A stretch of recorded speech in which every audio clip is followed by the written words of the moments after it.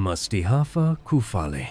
The words themselves feel ancient, heavy with time, whispered for centuries in the mist-shrouded monasteries of Ethiopia's highlands, where monks, generation after generation, guarded scrolls in Ge'ez, the sacred tongue, preserving what much of the world set aside or forgot.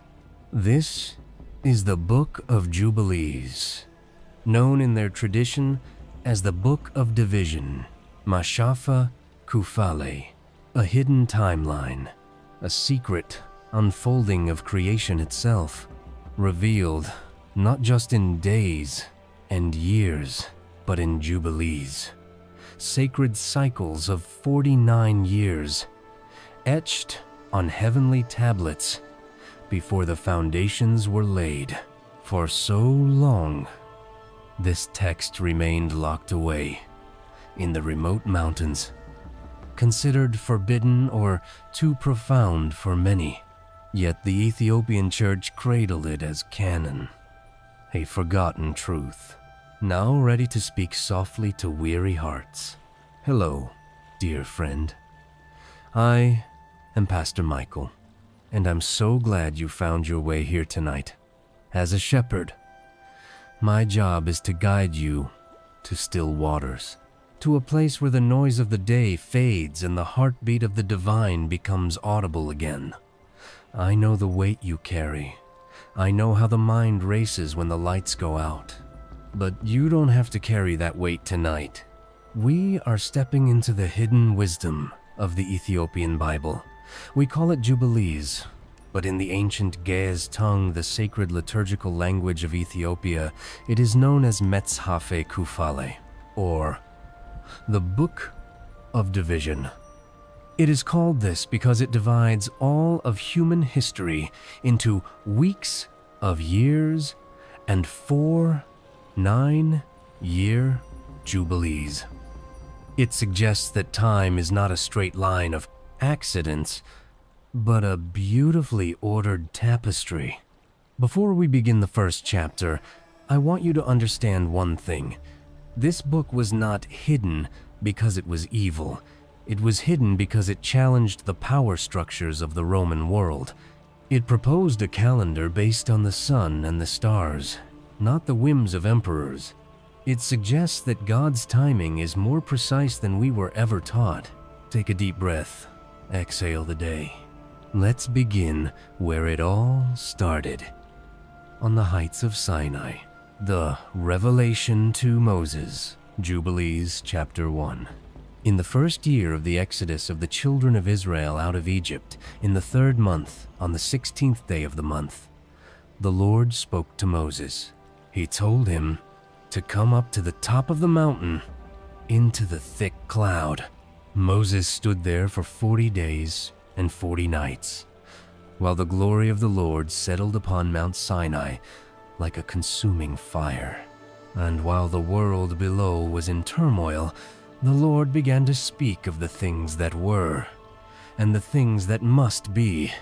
He spoke of the division of the years, from the very day of the creation of the heavens and the earth. But there is a detail here that is often scrubbed from our common Bibles. The Lord did not just hand Moses stone tablets. He commanded the angel of presence in Ge'ez, we call him the Malaika Gats, to take a pen and write. This angel, who stands constantly before the face of the Almighty, was told to reveal to Moses the complete history of the world, not in vague stories, but in the exact measurement of time. The Lord said to Moses, "Set your heart on every word which I shall speak to you, and write them in a book. For the people will eventually turn away.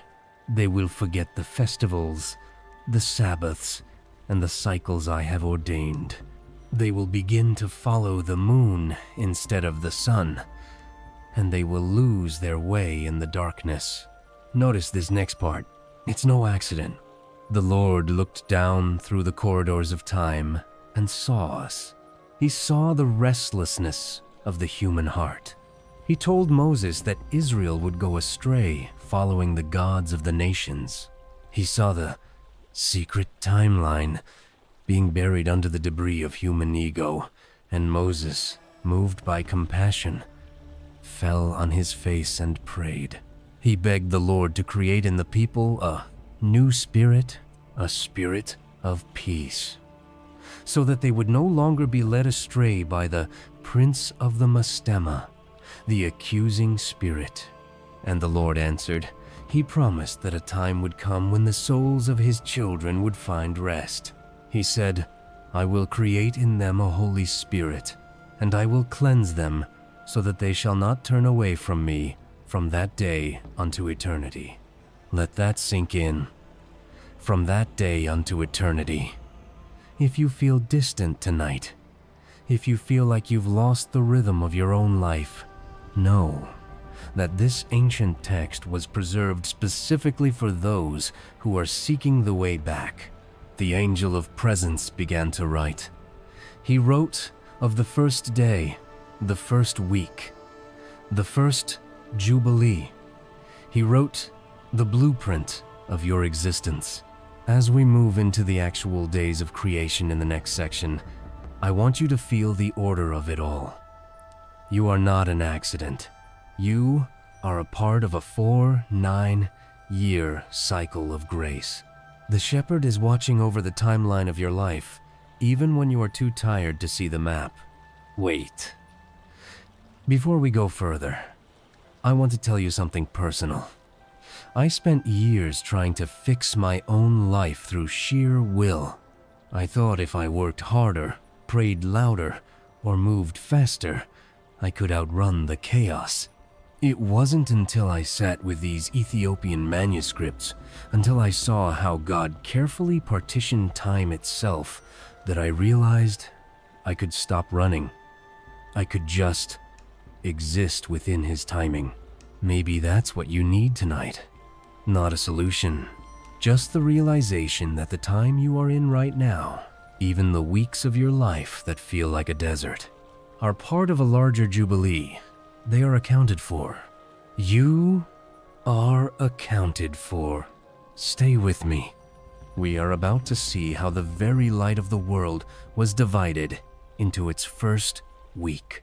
Before we travel deeper into the dawn of time, can I ask a favor? If this journey into the ancient ways is bringing you a sense of peace tonight, please subscribe and like this video. It helps others who are wandering in the darkness find this same rest. And I'd love to know, where are you listening from tonight? Leave a comment with your city or country. I read them, and I pray for you, for your peace, and for your protection. Now, let's return to the Word. In a few moments, we're going to read a passage regarding the creation of Adam and Eve that contains a detail removed from your standard Bible. A detail that explains exactly how long they were in the garden. It is exactly what you need to hear if you've been feeling like your own life is behind schedule. But first, we must look at the blueprint. The 6 days, Jubilees chapter 2. In the beginning, the angel of the presence spoke to Moses, following the command of the Lord. He said, write the complete history of the creation. In Jubilees, the creation isn't just a series of let there be moments. It is a precise tally. On the first day, he created the heavens above, the earth and the waters, and all the spirits that serve before him. This is the first forbidden insight. In the common Genesis account, the creation of angels is barely mentioned, if at all.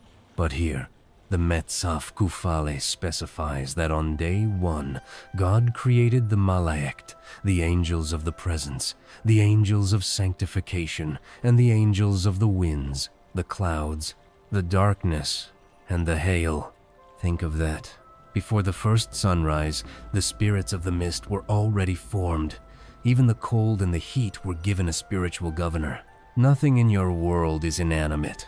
Everything has a source in the divine breath. On the second day, he made the firmament in the midst of the waters. The waters were divided. Half went above and half stayed below. On the third day, the Lord commanded the waters to pass from off the face of the whole earth into one place, and the dry land appeared. And on that day he created the 4 great rivers of Eden, the Pishon, the Gihon, the Tigris, and the Euphrates. He created all the seeds that sow and the trees of the forest. On the 4th day he created the sun, the moon, and the stars. Now, listen closely, because this is where the hidden wisdom becomes vital for your rest. In Jubilees, the sun is the great sign for the days, the Sabbaths, the months, and the feasts. The text explicitly warns that people will eventually go astray as to the new moons and the seasons, because they will stop looking at the sun and start following the moon. In the Ge'ez manuscripts, this is referred to as the corruption of the Luhat Samait, the heavenly tablets. The Ethiopian fathers kept this text because they believed that by following a lunar calendar, man loses his rhythm with God. If you feel out of sync with life, it might be because you are living by the artificial rhythms of the world rather than the solar precision God intended. On the 5th day, he created the great sea monsters and the depths of the waters and the winged birds. And on the 6th day, he created all the beasts of the earth and the cattle. And finally, he created man. Did you catch that? There are exactly 22 works of creation over those 6 days. Beautiful. This is no coincidence. The ancient Ethiopian scholars point out that there are 22 works of God, just as there are 22 letters in the Hebrew alphabet and 22 generations from Adam to Jacob. The timeline is a perfect circle. It is closed. It is secure. You are the 22nd generation of that divine thought. You aren't a random byproduct of evolution. You are the final letter in a cosmic sentence. The Garden and the 7 Years, Jubilees, Chapter 3. Now we move to the 7th day, the Sabbath. God finished his work and blessed it. But the forbidden text goes further. It tells us that for 6 days of the 2nd week, the angels brought Adam into the Garden of Eden to till it and keep it. But Adam was alone, and the Lord said, "It is not good that the man should be alone. Let us make a helpmeet for him." Keep listening for a moment, because what comes next is something you don't want to miss. Eve was not created on the same day as Adam. There was a period of waiting. In Jubilees, Adam was in the garden for 7 years, a full week of years, before the temptation of the serpent even began. For 7 years, they lived in a state of perfect timing. They did not know shame. They did not know the ticking clock of mortality. The text says, "And after the completion of 7 years, the serpent came and spoke to the woman." Notice the precision. 7 years. Why is this hidden from you? Because the world wants you to think that the fall was an immediate failure. It wasn't.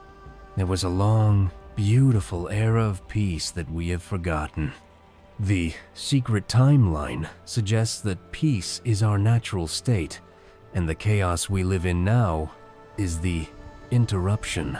When they finally ate the fruit and their eyes were opened, they were cast out. But Jubilees adds a detail of profound mercy. When Adam was cast out of Eden, he did not leave empty-handed. He was allowed to take frankincense, galbanum, stacte, and nard, the 4 sweet spices of the garden, so that he could still offer a sweet savor to God in the harsh world outside. If that's you tonight, if you feel like you've been cast out of a season of peace and into a desert, look at your hands. You haven't been sent out empty. God allowed you to carry scents of the garden with you, talents, memories, a Holy Spirit to sustain you until the next Jubilee. Take a moment to absorb that You did not leave Eden empty-handed. Yes, you see, I struggled with this for a long time. I used to think that when I messed up, when I fell from my own expectations, that God stripped me of everything. I felt naked and ashamed, just like Adam. But then I read the Giez accounts of the Kufale. I realized that God provides the spices for our survival, even in our exile. He doesn't want you to suffer. He wants you to remember the scent of home, so you'll know which way to walk. Don't hold on to the shame of the fall tonight. Let go of the what-ifs. The spices are in your hand. The scent of the garden is still on your skin. As we move into the story of Enoch and the first scribe of righteousness, notice how the timeline begins to accelerate. Yet God never loses count of a single day. Stick with me here, because what's ahead is something you don't want to miss. We are moving from the dawn of creation into the life of a man whose name has become synonymous with the forbidden. In the Standard Bible, he is a mere footnote, a man who walked with God and was no more. But in the Metzhef Kufale, he is the key to the entire secret timeline, the scribe of righteousness. Jubilees, chapter 4. After the exile from Eden, the generations began to multiply. Adam and Eve had Cain and Abel, and then Seth. And from Seth came the lineage of the faithful. But it was in the 7th generation from Adam that the world changed forever. This was the era of Enoch. The text says, "And he was the first among men that are born upon earth, who learnt writing and knowledge and wisdom." Let your mind dwell on that for a second. In the Ethiopian tradition, Enoch isn't just a prophet, he is the world's first scribe. Before Enoch, history was a mist of memory. But Enoch was taught by the angels. He was the one who wrote down the signs of heaven according to the order of their months in a book, so that the children of men might know the seasons of the years. In the Giez manuscripts, Enoch is often called Henoch Tsegai, or Enoch the Gifted. The word used for his writing is tsihifet, which implies not just scratching symbols, but engraving truth. The Ethiopian church teaches that Enoch spent 6 jubilees, that's 294 years, living with the angels of God. They showed him everything: the path of the sun, the portals of the stars, and the heavenly tablets, where the destiny of every soul is recorded. Now move to next part. It's no accident. Enoch was the first to testify against the Watchers, those angels who descended to earth and corrupted the divine order. While the rest of the world was falling into chaos, Enoch was busy measuring. He was recording the weeks and the jubilees. Why? Because God wanted us to know that even when the world feels like it is spinning out of control, there is a scribe in heaven keeping the count. If you feel like your life is unrecorded tonight, if you feel like your struggles are invisible, remember Enoch. He was taken to the Garden of Eden, yes. The text says he was moved there to write down the judgment of the world. He is there right now, in the Holy of Holies of the earthly paradise, recording the deeds of humanity.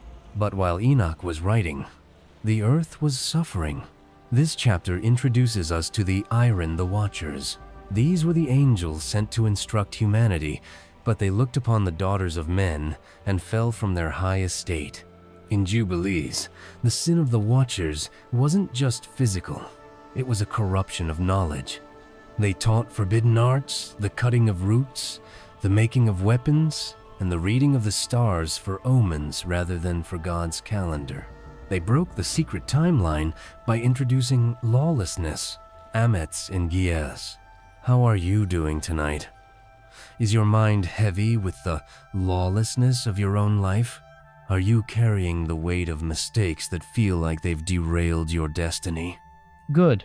Because what's next goes deeper. The text tells us that even when the Watchers corrupted the earth, God didn't just strike the world blindly. He waited. He followed the Jubilee. He gave humanity time to see the consequences of their choices. He sent Enoch to warn them. Now, watch what happens next. Enoch saw the end of all flesh in a vision. He saw the great flood coming, but he also saw the restoration. He saw that at the end of the cycles, the Prince of Peace would return to set the timeline right. I'll be honest with you. There was a time in my ministry when I felt like the world was too far gone. I looked at the news, I looked at the pain in my own community, and I thought, the clock has broken. God has forgotten the count. But then I sat with chapter 4 of Jubilees. I realized that if God gave Enoch the exact number of days until the flood and the exact number of days for the restoration, then he hasn't forgotten the seconds and minutes of your life either. You are not living in a broken time. You are living in a recorded time. Did you notice that? The very fact that you are here, listening to these ancient words, is a sign that you are being pulled back into the rhythm. You are being called out of the lawlessness and back into the Jubilee. Now the focus shifts to the next section, where the heavens finally open and the flood begins.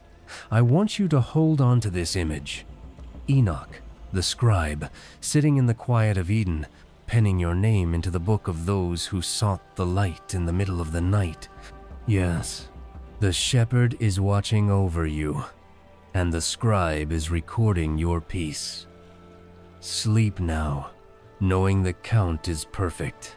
Stay focused with me, because what we are about to read is a part of history that was removed from Western eyes for centuries. It still moves me every time I return to it. Stay with me. We have seen the order of creation and the wisdom of Enoch, the scribe. But now, the secret timeline enters a dark corridor. This is the era where the heavenly and earthly realms collided in a way that nearly broke the world. The corruption of the Watchers. Jubilees, chapter 5. In the standard scriptures, we hear whispers of the sons of God and the daughters of men. But here, in the Metzhaf Kufale, the veil is pulled back entirely. The Lord sent the Watchers the iron to earth to instruct the children of men in righteousness and justice. But as they descended, they forgot their high calling. They were captivated by the beauty of the women of earth, and they took wives for themselves. From these unions came the giants, the Nephilim. The text tells us that these were not just men of great stature. They were beings of great lawlessness. They began to devour the labor of all the children of men, and when the men could no longer sustain them, the giants turned against humanity itself. They began to sin against the birds, the beasts, the reptiles, and the fish. The earth was filled with blood and crying. In the Gez manuscripts, the word used for the giants' corruption is muzana, which means a total rotting or putrefaction of the natural order. The Ethiopian church teaches that the Watchers didn't just commit a physical sin, they brought forbidden technology, the knowledge of enchantments, the forging of swords for murder, and the use of cosmetics to deceive.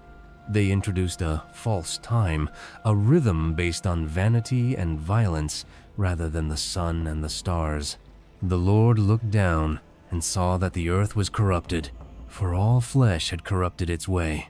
And he said, I will destroy man, and all flesh from off the face of the earth, which I have created. This next part is important. It's no accident. Even in the face of total corruption, God did not act out of a sudden temper. He acted according to the Jubilee. He gave them a span of 120 years, a precise week of decades to turn back. He sent the angel of presence to bind the leaders of the Watchers in the depths of the earth until the day of the great judgment. The covenant of the rainbow, Jubilees chapter 6. Then came the flood. The windows of heaven were opened, and the fountains of the deep were broken up. For 40 days and 40 nights, The water wiped the rotting from the face of the earth. But Noah, the one man who still walked in the rhythm of the Creator, was safe within the ark. When the waters receded and Noah stepped onto dry land, he did something beautiful.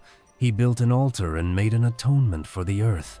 And the Lord smelled the sweet savor and made a covenant with Noah that he would never again destroy the earth by water. But Jubilees adds a detail that is vital for your peace tonight. The Lord gave Noah the sign of the covenant, the rainbow. But he also gave him the commandment of the feasts. The Lord told Noah that the year must be exactly 364 days. Not a day more, not a day less. He said that if men started following the moon, they would celebrate the holy days on unholy days and the common days on sanctified days. They would lose their connection to the divine heartbeat. How are you doing tonight? I know this talk of lawlessness and judgment can feel heavy, but notice where it leads. It leads to a covenant. It leads to a promise that the storm always has an end date. I want to share something with you. I remember a season in my life when it felt like the fountains of the deep had broken open in my own home. Everything I had built seemed to be washing away. I felt like I was drowning in the rotting of my own mistakes and the chaos of the world around me. I asked God, why is the storm so long? I found my answer in chapter 6. The storm wasn't random. It was a cleansing. And more importantly, God was the one holding the stopwatch. He knew exactly when the 150 days of rising water would end. He knew exactly when the dove would find the olive leaf. If you feel like you are in the middle of a storm tonight, if you feel like the watchers of anxiety and fear are trying to corrupt your peace, remember the ark. Remember that God has set a jubilee for your struggle. The water will recede, the rotting will be washed away, and you will step out onto a new earth. Did that stand out to you? The storm is not your destination. The covenant is. In a few moments, we'll read a passage that is exactly what you need. It's about the Prince of Mastema and why some darkness is allowed to remain. But first, take a deep breath. Let the weight of the world's noise fall away. You are in the ark of his timing now. The shepherd is watching over the rising tides, and he will not let them overcome you. Reflect on that for a moment. He will not let them overcome you.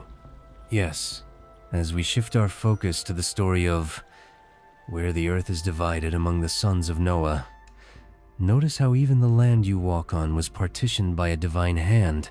Keep this in mind as we go. Because what we are about to read in the 7th and 8th chapters of Jubilees is a part of history that explains the very maps we use today. It is a detail that was removed from the common narrative for centuries. Stay with me. We have seen the world washed clean by the flood. Noah and his 3 sons, Shem, Ham, and Japheth, stepped out into a silent, pristine world. But as the secret timeline continues, we see that the peace of the ark was soon challenged by a lingering darkness, the planting of the vine and the first sin. Jubilees chapter 7. In the first year of the 7th week of this Jubilee, Noah began to plant a vine on the mountain where the ark had rested. He waited 3 years for it to bear fruit, and in the 4th year, he gathered the grapes. But notice this detail from the Metzhafe Kufale. Noah did not just drink. He made a festival. He offered a sacrifice to the Lord to atone for the earth. However, as he drank the wine, he became intoxicated and lay uncovered in his tent. His son Ham saw his father's nakedness and told his brothers. In the Ge'ez manuscripts, this moment is not just about a family dispute. It is described as the first breach of the Naza, the vow of purity that had kept them safe in the ark. The Ethiopian fathers teach that the Prince of Mastema, the chief of the fallen spirits, was already whispering in the ears of Noah's children, trying to find a crack in the new world's foundation. The Rise of the Malchiyun, Jubilees, Chapter 10. As the children of Noah began to multiply, something terrifying happened. The spirits of the giants, those Nephilim who had perished in the flood, began to trouble the grandchildren of Noah. They led them astray into idolatry and caused them to strike one another in cruelty. Noah, seeing his descendants suffering, fell on his face and prayed. He asked the Lord to bind these spirits so they could no longer destroy the earth, and the Lord commanded the angels to bind all of them. But then, the Prince of Mastema stepped forward. He said to God, "Lord, Creator, let some of them remain before me, and let them hearken to my voice, and do all that I shall say unto them. For if some of them are not left to me, I shall not be able to execute the power of my will upon the sons of men." And the Lord said, "Let 1/10 part of them remain before him, and let 9 parts descend into the place of condemnation." These remaining spirits are known in Ge'ez as the Malchiyun. They are the accusing spirits that are allowed to test the human heart. Why would a loving God allow this? The forbidden text suggests it is because the Jubilee requires a choice. Without the shadow, we cannot truly choose the light. The division of the world. Jubilees, chapters 8 to 9. Hope tonight is going well for you. Are you feeling the weight of the choice in your own life? Are you struggling with shadows that seem to follow you even when you are trying to walk in the light? Good. Because what's next shows that God has already drawn the boundaries of your safety. In the 29th Jubilee, the earth was divided by lot among the 3 sons of Noah. Shem received the center of the earth, the land of the east, including the Garden of Eden and the mountains of Sinai. Ham received the hot lands of the south. Japheth received the cold lands of the north. The text says they drew these lots in the presence of an angel, and they swore an oath with a curse that no brother should ever invade the land of another. Don't miss what comes next. It's no accident. The secret timeline reveals that every nation, every people, and every individual has a designated lot in this life. You aren't just wandering aimlessly through a chaotic world. You have a portion in Ge'ez, Metzhet. If you feel like you are struggling to find your place, it might be because you are trying to live in someone else's lot rather than the one the angel of presence drew for you. I'll be honest with you. I spent years being jealous of other shepherds. I looked at their lands, their successes, their peace, their influence, and I tried to cross the boundary. I thought if I could just have what they had, I would finally be happy. But the Prince of Mastema loves to keep us focused on other people's lots, so we neglect our own. It wasn't until I sat with chapter 8 that I realized my lot was chosen for me by the one who knows my name. My boundaries were set in a jubilee of grace. When I stopped trying to invade Japheth's land or Ham's land, I found that my own portion was filled with sweet spices I had never noticed before. Did you follow that? Your peace is found within your own boundaries. In a few moments, we'll read a passage about the Tower of Babel, a moment where humanity tried to build a gate to heaven using their own strength. But first, take a deep breath. Let go of the land you were never meant to carry. The shepherd is watching over your portion. He knows the map of your life better than you do. Take a breath and think about that. He knows the map. Yes. Stay with the idea for a moment. Because what we are about to read is a story you think you know, but the hidden wisdom of the Kufale reveals a deeper, more architectural struggle. It is the moment when humanity tried to hack the secret timeline with their own hands. Stay with me. We have seen the earth divided. We have seen the portion given to every soul. But as the generations moved further from the ark, the influence of the Malkiun, those accusing spirits, began to seep into the hearts of men. They forgot the boundaries. They forgot the Jubilee. The Tower of Babel, Jubilees chapter 10, concluded. In the 34th Jubilee, the people began to journey from the east. They said to one another, "Come, let us build ourselves a city and a tower whose top shall reach into heaven." In the standard accounts, we see this as simple pride. But in the Ethiopian manuscripts, it is described as an attempt to escape the next judgment. They didn't trust the covenant of the rainbow. They wanted to build a height that no flood could reach, a gate they could control. For 43 years, nearly a full jubilee, they labored. They baked bricks with fire and used asphalt for mortar. In Ge'ez, the tower is often linked to the word gugut, implying a rushing or impatient effort. The Ethiopian fathers teach that the tower was built in the land of Shinar because that land sat on a spiritual fault line. They weren't just building with stone, they were trying to align the earth with the false stars taught by the Watchers.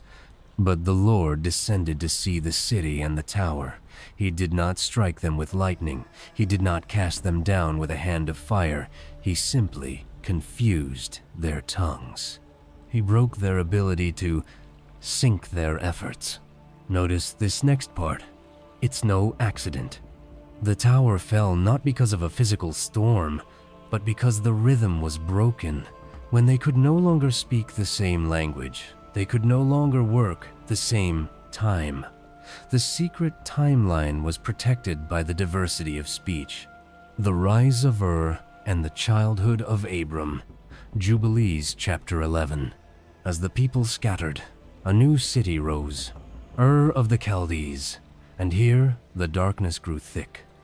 The Malkiun spirits, led by Mastema, sent birds to devour the seeds of the earth.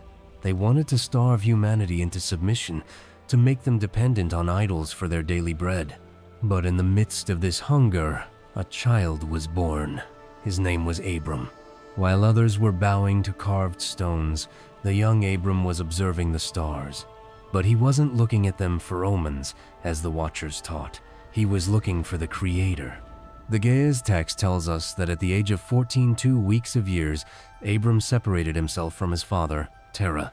He realized that the idols his father made had no breath. He began to pray to the Lord of the Jubilee, asking for the birds to stop devouring the seeds. And something miraculous happened. Abram didn't use magic. He used a command.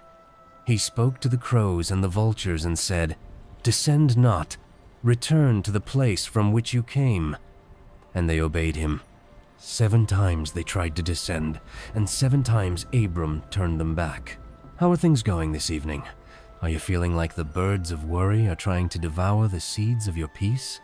Are you watching the tower of your own plans crumble because the language of your life feels confused? Good, because what's next goes deeper.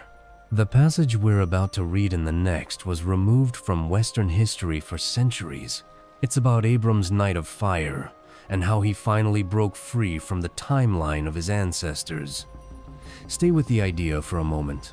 Did you observe that closely? Abram didn't wait until he was an old man to find his rhythm. He started at 14. He started by saying no to the chaos around him. I'll be honest with you. I spent so many years of my life trying to build my own tower. I thought if I could just get my finances, my health, and my reputation high enough, I would be safe from the floods of life. I worked until my hands bled. But the Lord, in His mercy, confused my language. He let my tower fall so that I would stop looking at what I could build and start looking at what He had already partitioned for me. Maybe your tower had to fall so you could finally see the stars clearly.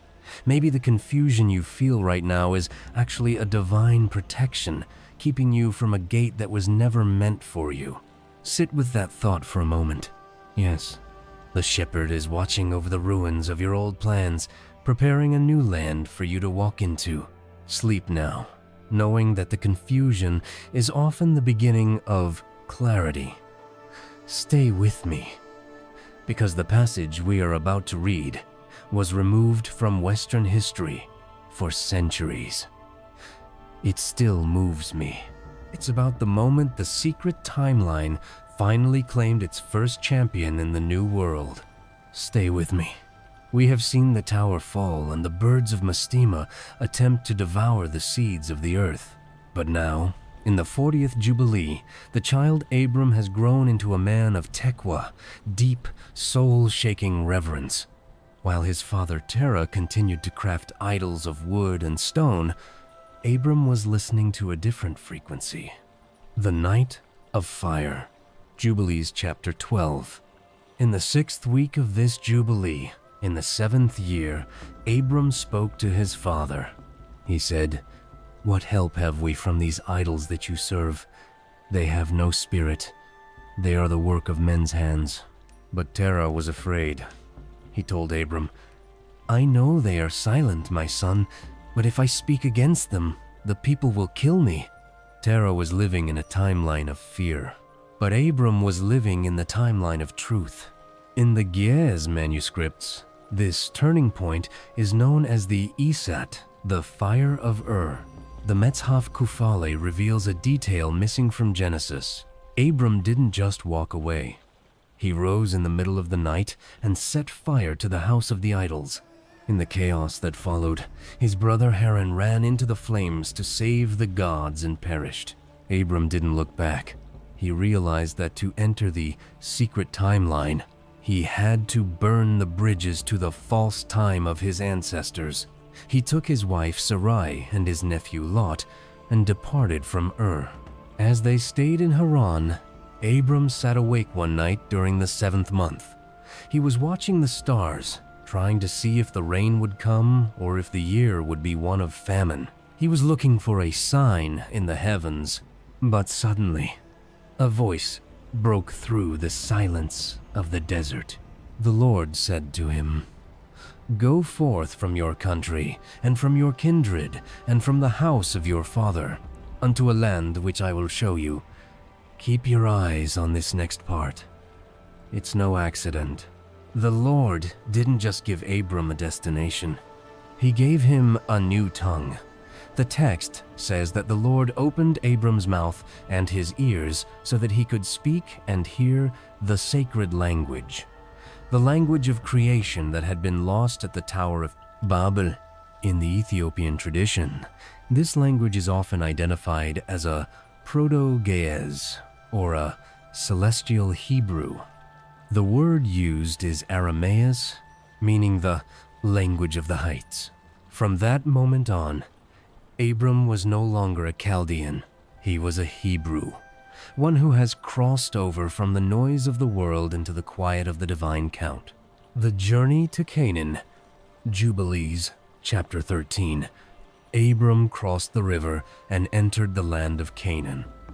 He passed through Sichem and came to the mountain of Bethel. He was now 75 years old, a man who had spent his entire life waiting for the Jubilee to begin. How are you doing tonight? Are you feeling like Abram, sitting in the dark and watching the stars, wondering if the sign will ever come? Are you carrying the ashes of burnt bridges in your past? Good, because what's next goes deeper. When Abram arrived in Canaan, there was a famine. He had followed God's voice, only to find a desert. But the forbidden text says he did not complain. He knew that the weeks of famine were just as measured as the weeks of plenty.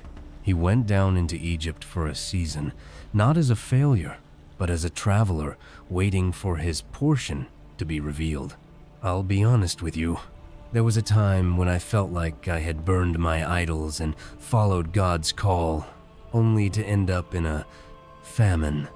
I looked at my bank account, my health, and my lonely nights, and I thought, did I hear wrong? Is the divine count broken? But then, I looked at the Ge'ez word, teqwa. It doesn't mean just fear. It means waiting with certainty. Abram wasn't lost in Egypt. He was being prepared for the covenant of the pieces. He was learning that the secret timeline often leads through a desert before it reaches the garden. Maybe you are in your Egypt tonight. Maybe you feel like you are in a season of less after giving up so much more. Did you catch what just happened? The famine isn't a sign of God's absence. It's a sign that the old world's resources can no longer sustain the new person you are becoming. In a few moments, we'll read a passage about the covenant of the pieces, a moment where God walks through the darkness so you don't have to. But first, take a deep breath. Let the sacred language of peace wash over your mind. The shepherd is watching over your journey, and he has already prepared the land of promise at the end of this week. Sit with that thought for a moment. He has already prepared it. Yes. Follow this closely, because the passage we're about to read was removed from Western history for centuries. It deals with the great darkness that falls before the light. It still moves me. Stay with me. We have seen Abram leave the fires of Ur and the famine of Egypt. He has returned to the hills of Canaan, a man who has crossed over. But the secret timeline now brings him to a moment of deep human vulnerability. He has the portion, he has the new tongue, but he does not have an heir. The vision of the stars, Jubilees chapter 14. In the 4th year of this week, the word of the Lord came to Abram in a vision. The Lord said, "Fear not, Abram. I am your shield, and your reward shall be exceeding great." But Abram, being human, looked at his empty tent. He said, "Lord, what will you give me, seeing I go childless, and the son of a servant is my heir?" I want to stop here for a moment. I know what it's like to wait for a promise that feels like it's rotting on the vine. For years, I walked with people through their darkest nights, people waiting for a child, for a career, for a healing, and I've sat in that same silence myself. I've looked at the secret timeline and asked, "Lord, am I the only one who didn't get the memo? Is my Jubilee ever coming?" Abram was 85 years old. In his culture, he was a dead tree. But the Lord took him outside and said, "Look now toward heaven, and count the stars, if you are able to count them. So shall your seed be." In the Ge'ez manuscripts, the stars are not just lights. They are called the Kokabat Burhan, the stars of revelation. The Ethiopian church teaches that when Abram looked up, he wasn't just seeing points of light. He was seeing the heavenly tablets, the Luhait Samait, mirrored in the sky. He saw that his lineage was already written into the architecture of the cosmos. He believed, and it was counted to him as righteousness. Then the Lord commanded a strange and terrifying ritual.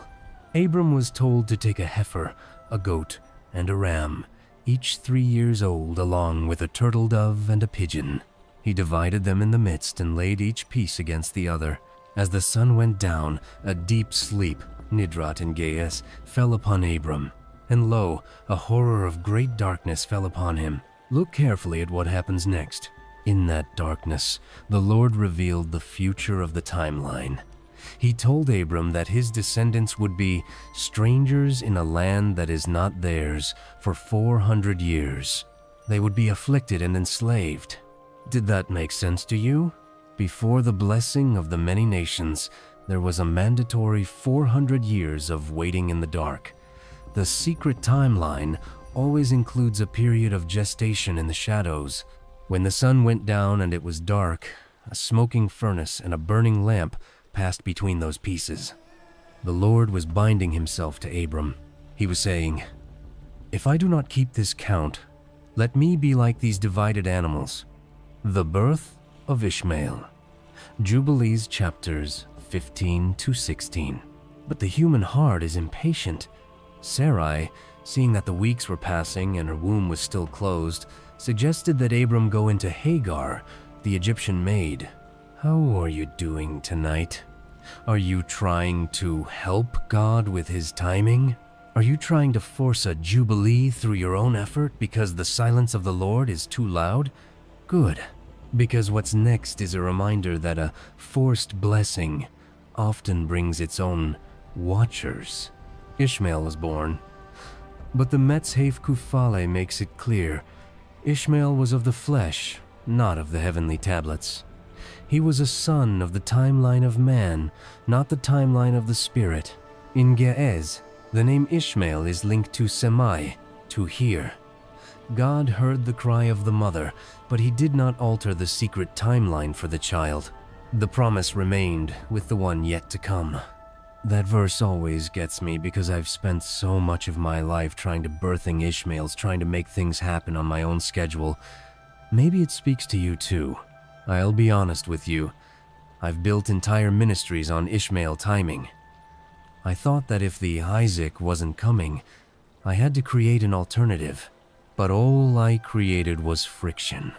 I created a struggle that lasted for generations. The hidden wisdom of Jubilees tells us that when God gives a number a week or a jubilee, he isn't being stingy. He is being precise.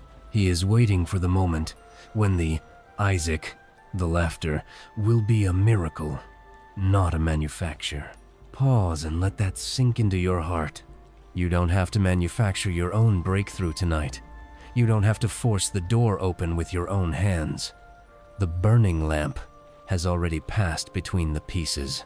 The contract is signed in the sacred language of the heavens. In a few moments, we'll read a passage about the 3 visitors who came to the tent of Abram, and the day the laughter finally arrived. But first, take a deep breath. Release the Ishmaels you've been trying to raise. The shepherd is watching over the promise, and he will bring it to pass in the 70th year of his choosing. Allow that truth to settle in. He will bring it to pass. Yes, stay with me. Because what we are about to read is perhaps the most misunderstood moment in all of human history. In the Standard Bible, it is a test between a man and his God. But in the hidden wisdom of the Metzhaf Kufale, we find that there was a third party involved. A celestial prosecutor who wanted to see you fail. Stay with me. We have seen the laughter of Isaac's birth. We have seen the secret timeline fulfill its promise after decades of silence. But in the 42nd Jubilee, during the 7th week, a darkness moved behind the veil of the heavenly courts. The Accuser's Challenge. Jubilees, chapter 17. In the heavens, there was a gathering, and the Prince of Mastema, the chief of the accusing spirits, came before God. He pointed his finger down at the tent of Abraham. He said, "Behold, Abraham loves Isaac his son, and he delights in him above all things. Command him to offer him as a burnt offering on the altar, and you shall see if he will do this thing. And you shall know if he is faithful in all in which you try him." In the Ge'ez manuscripts, this is called the Meticulously Mastema, the accusation of the adversary. This detail is crucial. It tells us that Abraham's greatest trial didn't come from a God who was cruel, but from a God who was proving the Prince of Darkness wrong. The Ethiopian fathers teach that Mastema was jealous of the portion given to Abraham and sought any legal ground to reclaim it. The Journey to Moriah, Jubilees chapter 18. The Lord said to Abraham, "Take your son, your only son, whom you love, even Isaac, and go to the high land and offer him there." Abraham did not hesitate. He rose early in the morning, saddled his donkey, and took the wood for the burnt offering. For 3 days, they walked. 3 days of silence. 3 days where the secret timeline seemed to be leading to a dead end. Notice this next part. It's no accident. On the 3rd day, Abraham looked up and saw the place from afar. He built an altar. He bound his son. He took the knife, and in that moment, the Prince of Mastema stood by, waiting for Abraham to falter, waiting for him to curse God so that the covenant of the pieces would be broken forever. But as Abraham stretched out his hand, the angel of presence, the Malaika Gats, called out from heaven, "Abraham, Abraham!" The angel said, "Lay not your hand upon the lad, for now I know that you fear God, and have not withheld your son, your only son, from me." And the Prince of Mastema was put to shame. He fled from the presence of the faithful. Abraham looked up and saw a ram caught in a thicket by its horns. He offered the ram instead of his son, and he called that place, "The Lord hath seen." Hope tonight is going well for you. Are you in your third day of walking toward a sacrifice you don't understand? Do you feel like the Prince of Mastema is whispering in your ear, telling you that God is cruel or that your Jubilee has been cancelled? Good, because what's next is the comfort you've been seeking. That verse always gets me because it reminds us that our trials are often legal battles in the spirit. Maybe it speaks to you too. I'll be honest with you. I've had seasons where I felt like God was asking for the very thing He gave me. I felt like I was being asked to lay my ministry, my family, and my peace on an altar. I felt the hot breath of the accuser on my neck, telling me it was all for nothing. But the forbidden text of Jubilees taught me that the knife is never meant to fall on the promise. The trial is only there to silence the accuser. When you remain faithful in the dark, you aren't just earning a blessing. You are defeating a principality. You are proving that the secret timeline is stronger than the false accusations. Did you follow that? The trial isn't about God wondering if you love Him. It's about God showing the darkness that you cannot be moved. In a few moments, we'll read a passage about the final days of Abraham and the instructions he gave to his children to keep them from the watchers. But first, take a deep breath. Let the shame of the accuser fall away from your heart. The shepherd is watching over the altar of your life, and he has already provided the ram in the thicket. Let that message resonate with you. He has already provided it. Yes, as we move into the next. Notice how Abraham prepares the next generation to walk in the weeks of righteousness before he is gathered to his fathers. Come along with me, because we are entering a season of transition in the secret timeline. The era of the pioneers is drawing to a close, and the weight of the hidden wisdom is being passed to the next generation. It still moves me to see how carefully the count is kept, even in the face of death. Stay with me. We have seen the victory on Mount Moriah. We have seen the Prince of Mastema retreat in shame. But the secret timeline does not stop for celebration. It moves forward, week by week, jubilee by jubilee.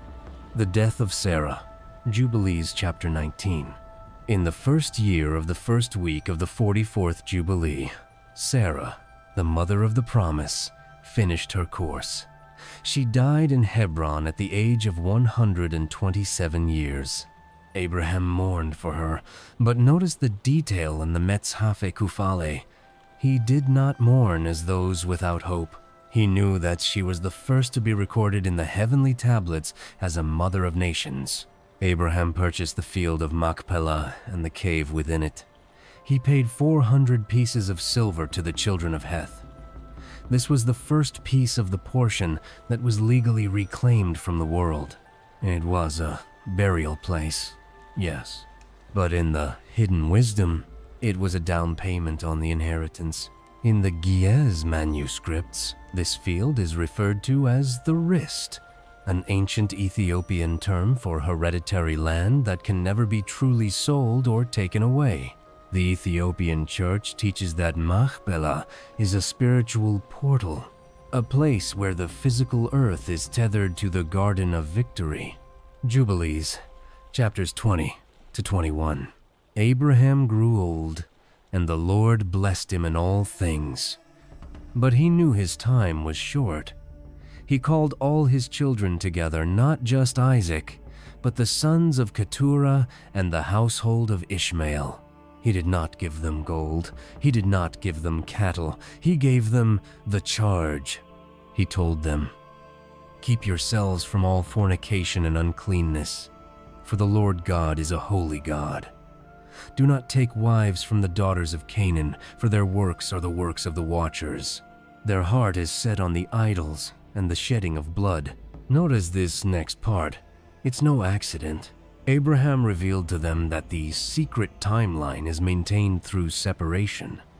If the children of the promise mix with the false time of the nations, the count becomes muddied.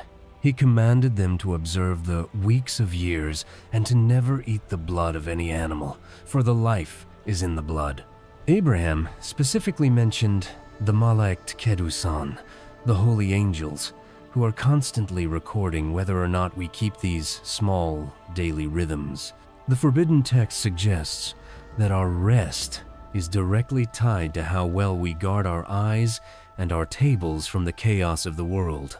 How are you holding up tonight? Are you feeling the weight of a transition in your own life? Are you standing at a crossroads, wondering if you have the strength to carry the charge that has been placed on your heart? Good, because what's next goes deeper. Pay close attention to what comes next. Abraham took Isaac aside and gave him a private blessing. He told him that through him, the secret timeline would reach its climax. He told him not to fear the Prince of Mastema, for the angel of presence would be his shield, just as he was Abraham's. I'll be honest with you. I've had to stand at the bedside of many Abraham's mentors and elders who were passing the torch to me. I felt small. I felt like the weeks ahead of me were too long and my wisdom was too shallow. I felt like I was being asked to carry a portion I didn't earn. But then I read chapter 21. I realized that Abraham wasn't asking Isaac to be Abraham. He was asking him to be faithful to the count. The weight isn't in your talent.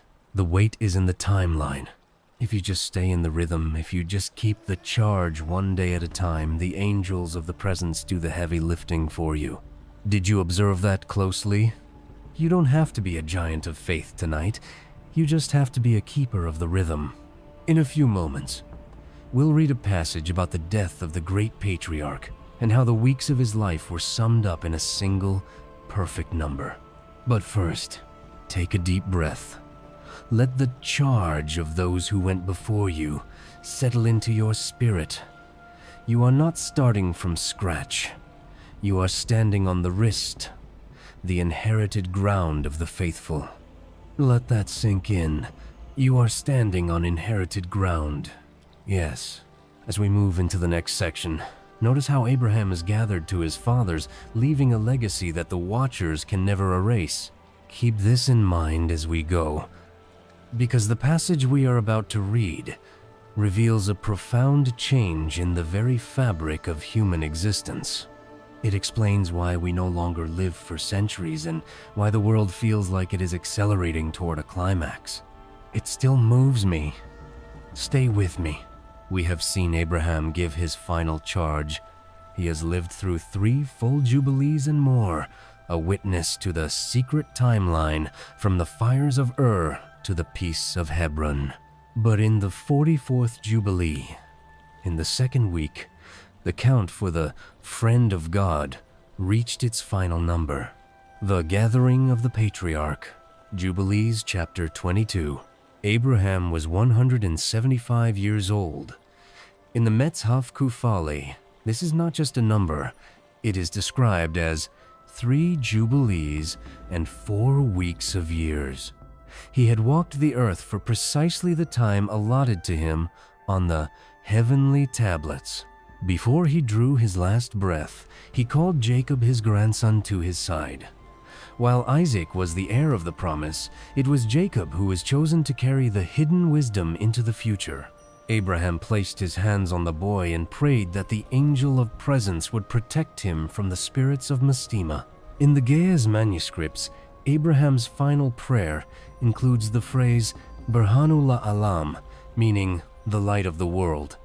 The Ethiopian church teaches that at the moment of his death, Abraham saw a vision of the entire secret timeline completed, stretching all the way to the Messianic age. He died in a state of shalom, not just peace, but completion. The shortening of human days. Jubilees chapter 23. But as Abraham was gathered to his fathers, a strange and sobering change began to take place in the earth. The text tells us that after the death of the first patriarchs, the life of man began to shrink. Now watch what happens next. In the generations of the Watchers and the first sons of Noah, men lived 700, 800, even 900 years. But now, because of the rotting of the earth and the increase in lawlessness, the Lord decreed that the secret timeline for an individual life would be shortened. The text says, "And the heads of the children of men shall grow white with gray hair, and a child 3 weeks old shall look like an old man." The Ge'ez text uses the word amadi, which refers to the pillars of time. The Ethiopian fathers explained that because humanity began to follow the false rhythms of the Malkiyun, the accusing spirits, the physical body could no longer sustain the weight of centuries. Our days became fewer, so that our capacity for sin would be limited. How are you doing tonight? Does it feel like time is slipping through your fingers? Does it feel like the years are moving faster than they did for your parents or your grandparents? Good, because what's next is the secret to finding peace in a shortened life. That verse always gets me, because it shows that a long life isn't the goal a synchronized life is. Maybe it speaks to you too. I'll be honest with you, I spent a lot of my younger years terrified of getting old. I looked at the gray in my beard as a sign of defeat. I felt like the secret timeline was a predator chasing me down. I thought I needed more time to fix myself. But Jubilees 23 tells us that the shortening of days was actually an act of mercy. If we lived for 900 years in our current state of anxiety and turmoil, our souls would be crushed by the weight of it. God shortened the years so that the Jubilee, the year of release, would come sooner for each of us. Did you observe that closely? You're short. Life is a gift of pace. You don't have to carry the burden of centuries. You only have to be faithful to the weeks you've been given. In a few moments, we'll read a passage about Jacob and Esau, two brothers born into the same timeline, but walking in two different spirits. But first, take a deep breath. Let the hurry of the world fall away. You aren't running out of time. You are moving toward your own personal jubilee. The shepherd is watching over the shortened days of your life, making sure that not a single second of your peace is wasted. Allow that truth to settle in. Not a single second is wasted. Yes. As we explore the story of notice how the secret timeline begins to focus on Jacob, the man who wrestled with the divine to claim the rhythm of his ancestors. Let's continue this together, because we are about to witness the moment the secret timeline splits between two brothers. It is a story of how two people can be born in the same hour, in the same house, yet live in two entirely different dimensions of time. Stay with me. We have seen the passing of Abraham and the shortening of human days. Now, the focus of the Metzhafe Kufale shifts to Isaac, the son of the promise, as he dwells in the land of the south. But even within the household of a patriarch, the shadows of the Watchers still loom. Jubilees chapter 24. In the first year of the 3rd week of the 44th Jubilee, a famine came upon the land. Isaac, remembering his father's journey, went to Gerar, to Abimelech, the king of the Philistines. But the Lord spoke to him, saying, Dwell in this land, for to you and your seed I will give all these lands. Isaac sowed in that land and received 100-fold. He became exceedingly wealthy, with flocks and herds and a great household. But with prosperity came the friction of the world. The Philistines envied him. They stopped up the wells that Abraham's servants had dug. In the Ge'ez manuscripts, these wells are not just holes in the ground. They are called Ankatzameh, portals of water. The Ethiopian church teaches that the Philistines weren't just taking water. They were trying to seal off the spiritual portals of the ancestors. They wanted Isaac to live on their timeline, dependent on their charity, rather than the divine springs of the secret timeline. Jubilees chapters 25 to 26. As Isaac's sons, Esau and Jacob, grew into men, their divergence became clear. Esau was a man of the field, a hunter, a man of rushing time. He lived for the immediate kill, the immediate meal, the immediate satisfaction. Jacob, however, was a smooth man, a man of the tents. In Jubilees, dwelling in tents is not a sign of laziness.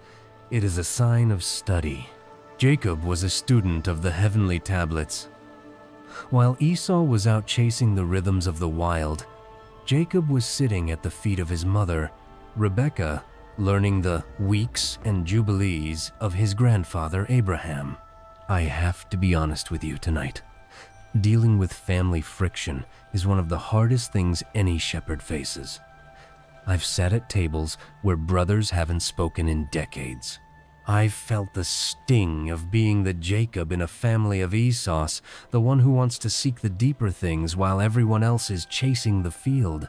It can make you feel very lonely. It can make you feel like your tent is a prison. The text tells us that Rebekah loved Jacob because she knew the secret timeline. She had received the oracle that the elder shall serve the younger. But Isaac loved Esau because he ate of his venison. Even a patriarch can be blinded by the immediate and lose sight of the eternal. Then came the moment of the red pottage. Esau came from the field, faint and hungry. He said to Jacob, "Give me some of that red pottage." Jacob said, "Sell me this day your birthright." In the standard account, we see a hungry man making a bad deal. But in the forbidden wisdom, we see a man discarding his portion in the Jubilee. Esau said, "I am at the point of death. What profit shall this birthright do to me?" Did you catch that? Esau was so blinded by the false time of his hunger that he couldn't see the secret timeline of his destiny. He traded an eternity of weeks for a single bowl of, "Now, everything good tonight." Are you feeling faint from the field? Are you tempted to trade your peace, your integrity, or your portion just to satisfy a hunger that will return tomorrow? Good, because what's next is the reminder you need. There's something important here. When Isaac grew old and his eyes were dim, the great deception occurred. Rebekah helped Jacob dress in Esau's clothes to receive the blessing. But Jubilees frames this not as a lie, but as a restoration. Jacob wasn't stealing the blessing. He was reclaiming the secret timeline that Esau had already legally abandoned for a bowl of soup. I'll be honest with you. I used to judge Jacob. I thought he was a supplanter, a trickster. But then I realized that the secret timeline doesn't care about our human ideas of fairness. It cares about value. It gravitates toward the one who values the count. If you value the peace of the Lord, if you are willing to sit in the tent of study and waiting, the blessing will find its way to you, even if it has to travel through a deception. Sit with that thought for a moment. Yes, you don't have to hunt for your blessing tonight. You don't have to be the strongest or the fastest in the field. You just have to be the one who refuses to sell their portion. In a few moments, we'll read a passage about Jacob's flight to Mesopotamia and the ladder that connects the secret timeline of Earth to the throne of heaven. But first, take a deep breath. Release the pressure to perform for the world. The shepherd is watching over your tent, and he is preparing to pour out a blessing that no Esau can ever take back. Take a breath and think about that. No one can take it back. Yes, as we start unfolding the next part, notice how Jacob leaves everything behind, only to find that he is more connected to heaven than ever before. Keep tracking with me, because the passage we are about to read describes a cosmic bridge that connects your current struggle to the heavenly tablets. It is the moment where the secret timeline becomes visible to the human eye. Stay with me. Jacob has received the blessing, but the cost was high. Esau, living in the false time of his rage, has vowed to kill him. At the urging of his mother, Rebekah, Jacob must flee. He leaves the comfort of the tents and the safety of the wrist to travel into the unknown. Jubilees chapter 27. In the first year of the second week of the 45th Jubilee, Jacob departed from Beersheba to go to Haran. As the sun went down, he found himself in a certain place. He took a stone for a pillow and lay down to sleep. In your standard Bible, this is a dream, but in the Metshaf Kufale, it is an opening of the portals. Jacob saw a ladder set up on the earth, and the top of it reached to heaven. And behold, the angels of God were ascending and descending on it. In the Gia's manuscripts, this place is called Bethel, but it is also referred to as Ma'ikala Medr, the navel of the earth. The Ethiopian fathers teach that this wasn't just any field. It was the exact spot where the secret timeline of heaven intersects with the geography of Earth. The ladder represents the 4 9-year cycles, the Jubilees, that connect human history to the divine presence. The Lord stood above the ladder and spoke. He didn't scold Jacob for the deception. He didn't tell him he was a supplanter. He simply confirmed the portion. He said, "The land whereon you lie, to you will I give it, and to your seed. And behold, I am with you, and will keep you in all places where you go." Jacob woke up from his sleep, and a holy fear came over him. He said, "Surely the Lord is in this place, and I knew it not." He took the stone he had used as a pillow, set it up as a pillar, and poured oil on the top of it. This next moment deserves attention. Jacob made a vow. He didn't ask for world dominion or the heads of his enemies. He asked for the basics of the secret timeline: bread to eat, raiment to put on, and a peaceful return to his father's house. He promised that if God would keep him in the way, he would give 1/10 of all he possessed back to the sanctuary. This is where the significance of the 4 9-year cycle, the Jubilee, is established for Jacob. In the forbidden text, this 4 9-year rhythm is the stairway.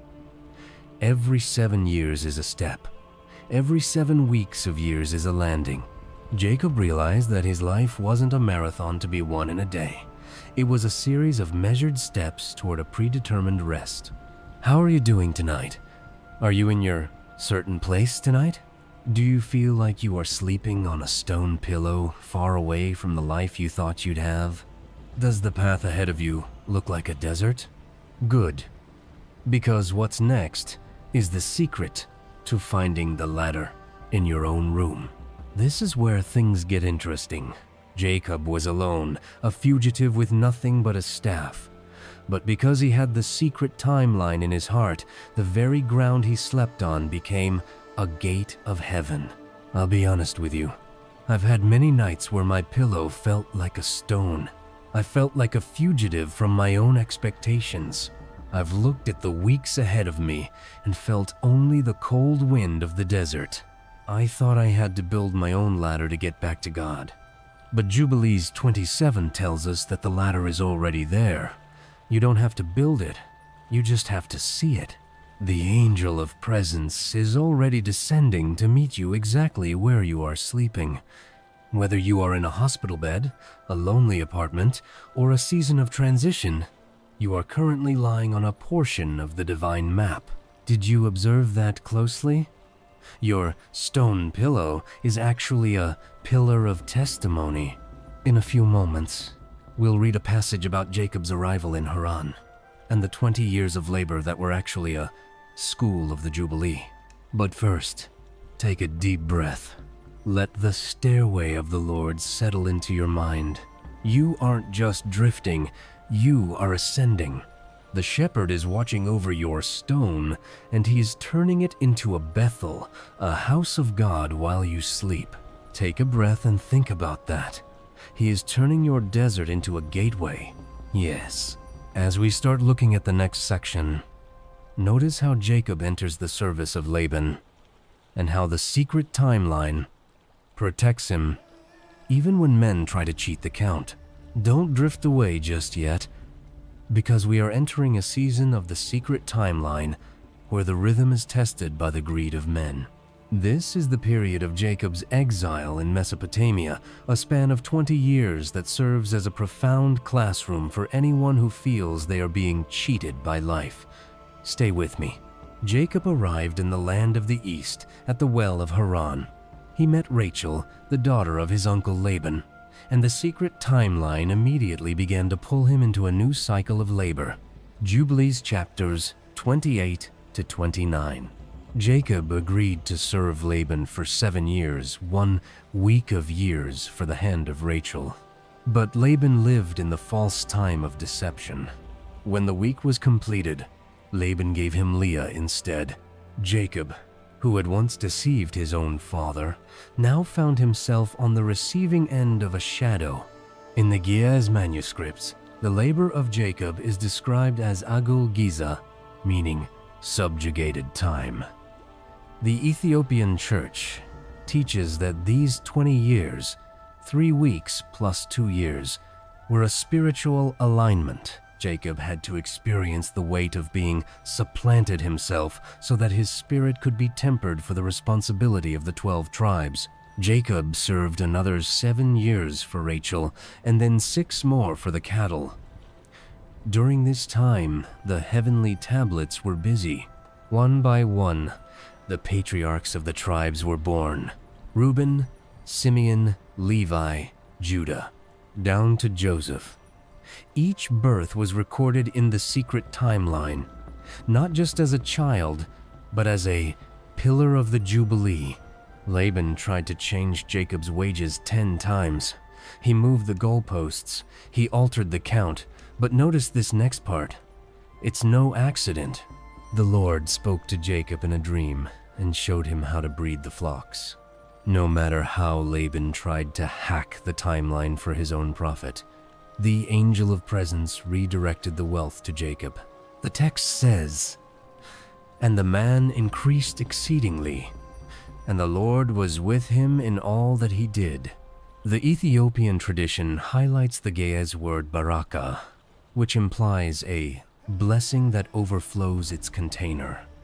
Jacob realized that his prosperity didn't come from Laban's honesty, but from God's mathematical justice. In the secret timeline, what is stolen in the week must be repaid in the Jubilee. How's your night so far? Do you feel like you are working for a Laban? Do you feel like someone has stolen your weeks, your years of youth, your efforts, or your rewards? Does it feel like the world keeps changing the rules just as you're about to win? Good, because what's next is the secret to outlasting a deceiver.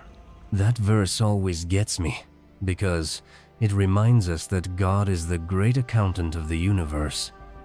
Maybe it speaks to you too. I'll be honest with you. I spent a decade in a situation where I felt my wages were being changed 10 times a day. I felt like I was pouring my life into a broken cistern that belonged to someone else. I was angry. I was tired. I felt like the secret timeline had skipped over me. But Jubilees 29 taught me that while men can steal your time, they cannot steal your Jubilee. Jacob didn't fight Laban with Laban's weapons. He just kept tending the sheep. He stayed in the rhythm of the work. And when the 20 years were up, he left Mesopotamia wealthier than the man who tried to ruin him. Did you notice that? Your Laban is actually your trainer. The hardship you are enduring is refining your ability to handle the overflowing blessing that is coming at the end of this week. In a few moments, we'll read a passage about Jacob's return to the land of Canaan and the night he wrestled with a man until the breaking of the day. But first, take a deep breath. Let go of the resentment toward those who have used you. The shepherd is watching over your wages, and he is making sure that every drop of your sweat is turned into a sign of the covenant. Allow that truth to settle in. Your sweat is being turned into a sign, yes. As we move into the next, notice how Jacob prepares to face his brother Esau not with a sword, but with a transformed name and a restored rhythm. Stay with me for a moment, because we are entering a chapter that is often skipped because of its intensity, yet it holds the key to how the secret timeline protects its purity. It is the moment where the lineage of Jacob transition from a family into a nation with a holy guard. Stay with me. Jacob has returned to the land of Canaan. He has made peace with Esau, and the false time of his exile in Mesopotamia is behind him. But as he settles in Shechem, the Watchers attempt one more time to corrupt the portion through a different kind of lawlessness. The defilement of Shechem. Jubilees chapter 30. In the first year of the 6th week of this Jubilee, Jacob's daughter, Dinah, was taken by Shechem, the son of Hamor. This was not just a crime of passion. In the Metzhaf Kufale, it is framed as a spiritual pollution. It was an attempt by the nations to mix their blood with the secret timeline before it was fully established. Jacob's sons Simeon and Levi acted with a holy zeal. They put the city of Shechem to the sword. In the standard accounts, this is often seen as a moment of uncontrollable rage, but the hidden wisdom reveals something deeper.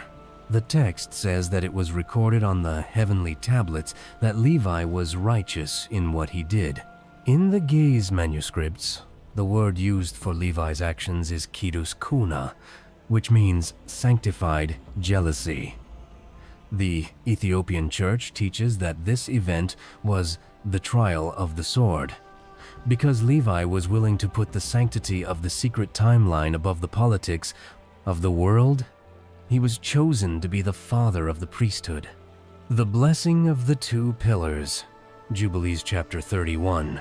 After the trouble at Shechem, God commanded Jacob to move to Bethel, the place of the ladder. And there, Isaac, now very old and dim of sight, called his grandsons Levi and Judah to him to bless them. Isaac saw the future through the heavenly tablets. He placed his hands on Levi and blessed him to be the priest, the one who would stand in the Holy of Holies and keep the rhythm of the sacrifices. Then he placed his hands on Judah and blessed him to be the king, the one from whom the scepter would never depart. These are the two pillars of the Jubilee, the altar and the throne. One keeps the soul in sync with God, the other keeps the nation in sync with justice. The Gia's text specifies that Levi was given the Metzhaf Moriah, the Book of Vision. This implies that the priesthood wasn't just about animal sacrifices, it was about being a watchman of time, ensuring that the 3-6-4-day solar calendar was never lost again. The second tithe. Jubilees chapter 32. Jacob remained at Bethel and built an altar. He numbered everything he had, from his cattle to his grain, and he gave 1/10 of the 10th to Levi. This became the law of the second tithe. How are you doing tonight? Does it feel like you are being asked to give up something precious? Does it feel like the zeal of your life has caused you more trouble than peace? Good, because what's next is the comfort you've been seeking.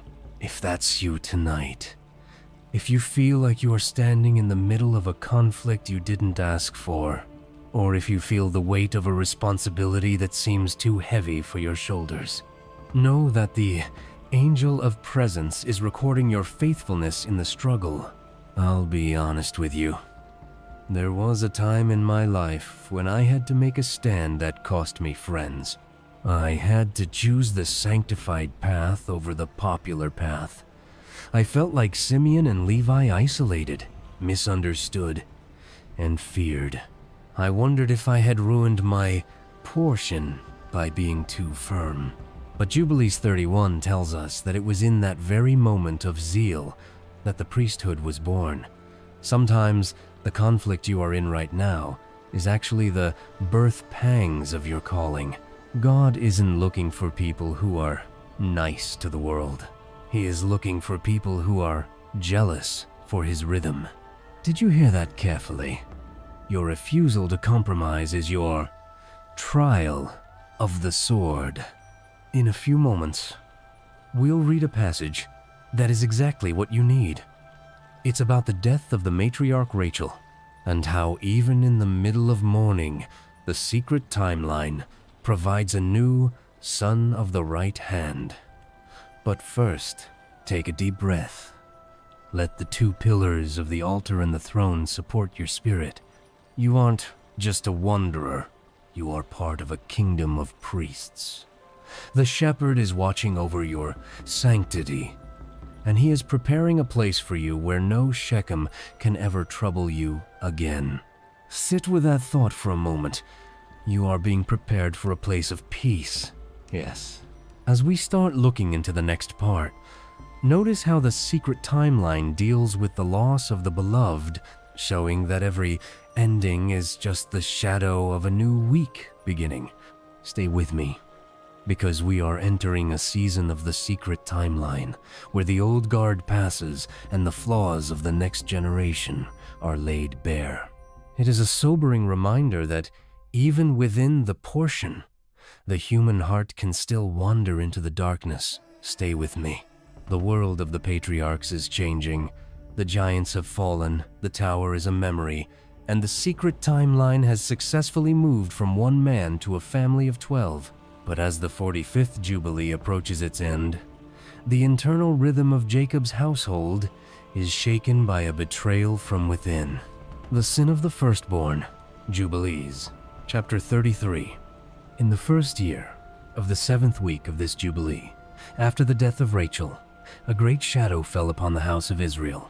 Reuben, the firstborn, the one who should have been the high scribe of the family, committed a transgression that echoed the lawlessness of the watchers.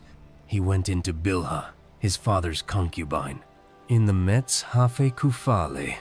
This isn't just a moral failing, it is a breach of the fence. The text says that it was written on the heavenly tablets that no man should uncover his father's skirt. Because Reuben followed the false rhythm of his own desire rather than the sanctified time of the covenant, the birthright began to slip from his fingers. In the Ge'ez manuscripts, the word used for Reuben's sin is muzana, the same word used for the rotting of the earth before the flood. The Ethiopian church teaches that the Prince of Mastema specifically targeted the firstborn to try and rot the root of the 12 tribes. But notice the mercy.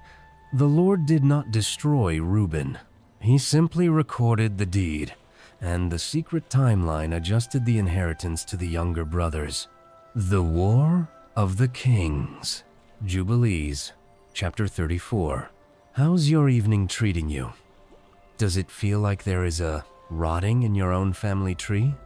Are you carrying the weight of a secret shame or a breach that you feel has disqualified you from the blessing? Good, because what's next is the evidence that the timeline is bigger than your mistakes. In this same week, the kings of the surrounding nations, the Canaanites and the Amorites, rose up against Jacob. They thought that because he was mourning Rachel and dealing with Reuben's shame, he was weak. They brought 7 kings and a vast army to the gates of Sichem. But Jacob, the man of the tent, became a man of the sword. He and his sons went out to meet them. The text says the Lord put a holy terror upon the nations. Jacob killed the king of the Amorites with his own bow, and his sons pursued the armies until they were utterly subdued. The Ethiopian tradition calls this the mets-shrouded, the Book of the Shout. It is said that when the sons of Jacob charged, they gave a shout that resonated with the frequency of the heavenly tablets, causing the hearts of the giants' descendants to melt like wax. The gathering of Isaac, Jubilees chapter 35. As the war ended, the secret timeline called for a final transition.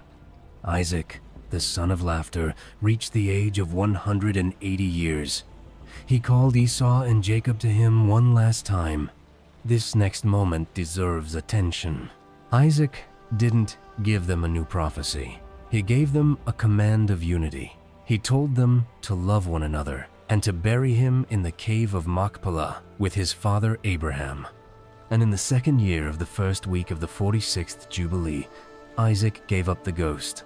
Esau and Jacob, the two rhythms that had been at war for a lifetime, stood together and buried their father. For a brief moment, the secret timeline was synchronized again. I'll be honest with you, I've stood at the gravesides of many fathers where the Esau's and Jacobs of the family were forced to stand shoulder to shoulder. The silence at those funerals is heavy. You realize in those moments that the fields you fought over and the blessings you schemed for don't matter as much as the charge you were given. I've felt the regret of the stolen weeks and the angry hours. Maybe you are in a season of final transitions tonight. Maybe you are watching the Isaac of your life, a mentor, a parent, or an era fade away. Did you see what happened there? The passing of the old guard isn't the end of the story.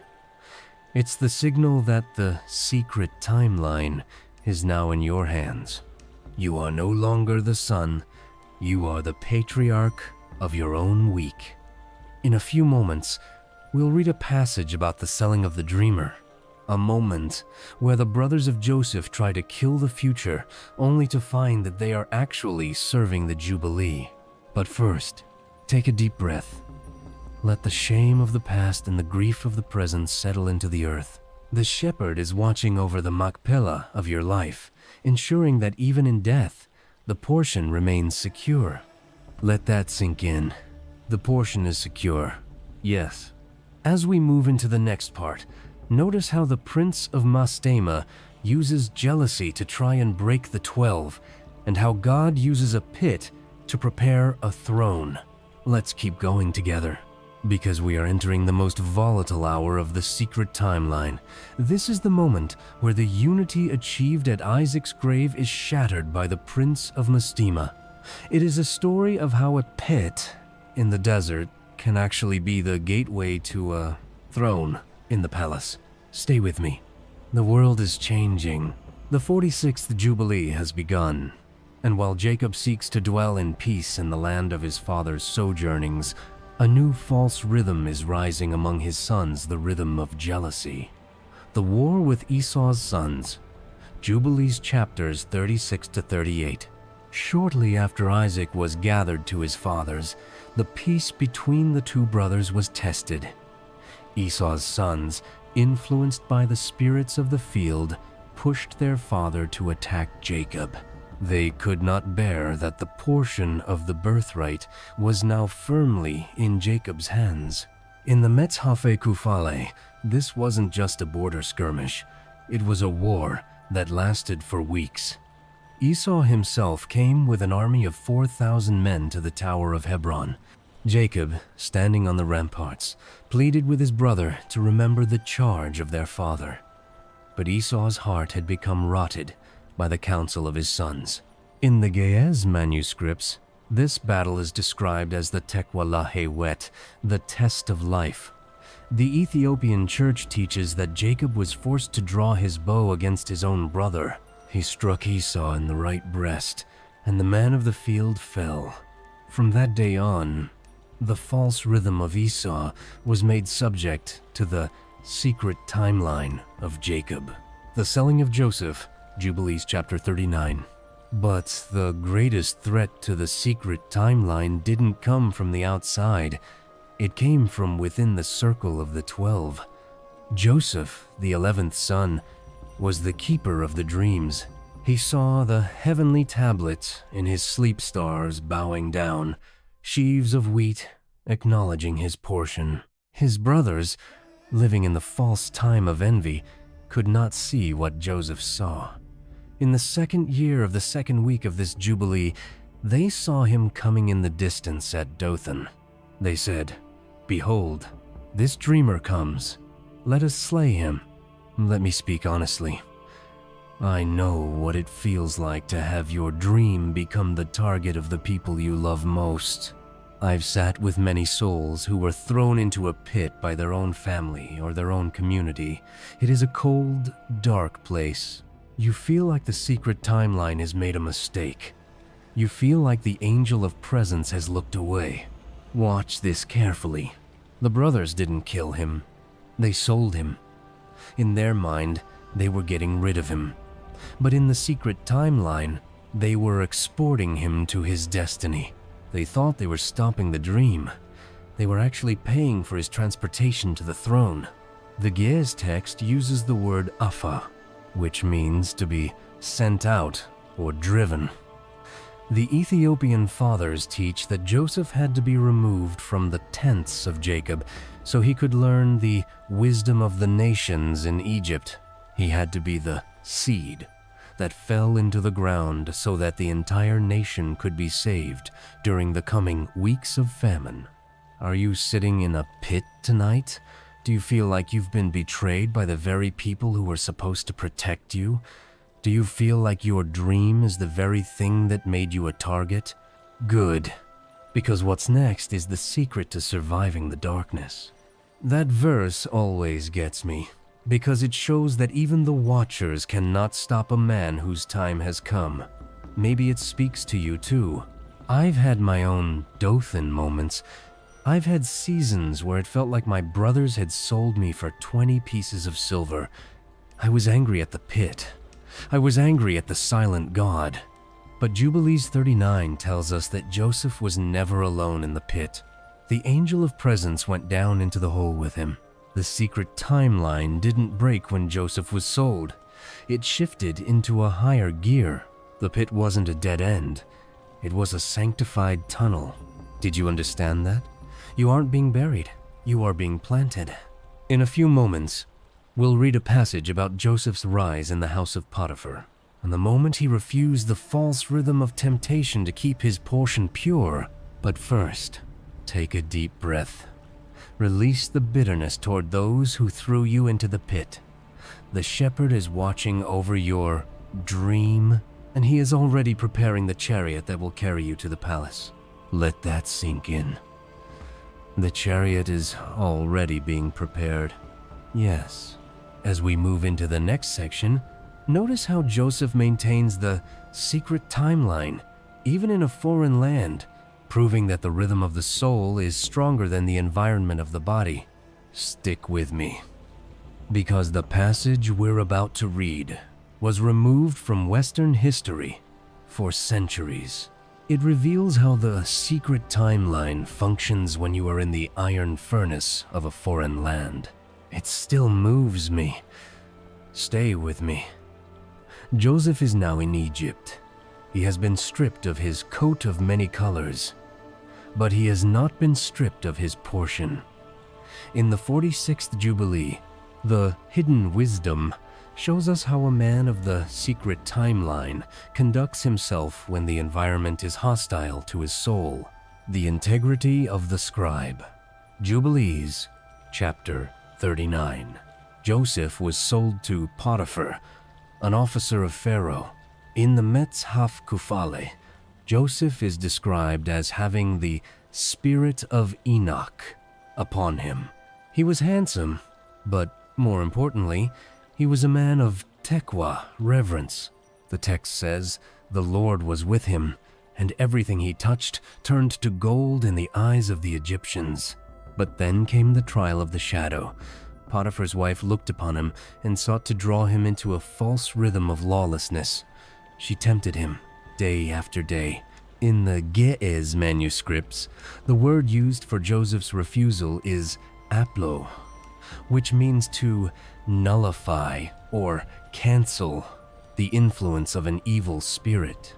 The Ethiopian church teaches that Joseph remembered the heavenly tablets he had studied in Jacob's tent.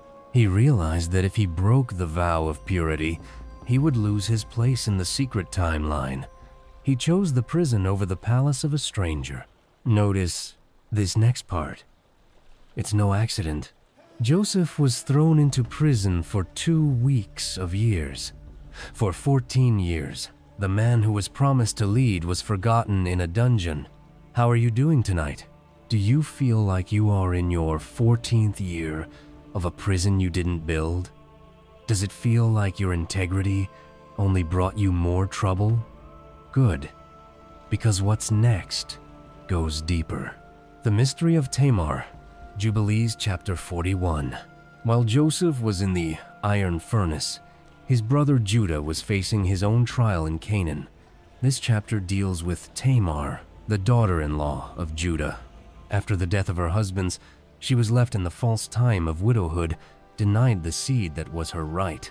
In the forbidden text, Tamar is not seen as a deceiver, but as a guardian of the seed. She dressed as a harlot to receive from Judah what the secret timeline required. In the Ethiopian tradition, Tamar is celebrated as a woman of the Jubilee. The Ge'ez text says she was tzaddik, more righteous than Judah, because she was willing to risk her life to ensure that the lineage of the Messiah, the scepter of the 4 9-year cycles, was not cut off. Here's something important to notice. The stories of Joseph and Tamar are placed side by side for a reason. Both were in situations that looked like dead ends, a prison, and a childless widowhood. Both looked like they were out of time, but both were actually holding the line for the next Jubilee. The reality is, I've had many seasons of delay that I thought were denials. I've looked at the clock and thought, it's too late. The opportunity is past. The rhythm is broken. I felt like Joseph in the dark, wondering if the angel of presence had lost the key to my cell. But Jubilees 40 tells us that the delay is where the power is concentrated. Joseph wasn't just waiting in prison, he was being marinated in the wisdom of the Lord. When Pharaoh finally had his dream, Joseph didn't just interpret it. He stepped out of that cell with a new tongue and the authority to command an entire empire. Did that click for you? The prison didn't break Joseph, it made him.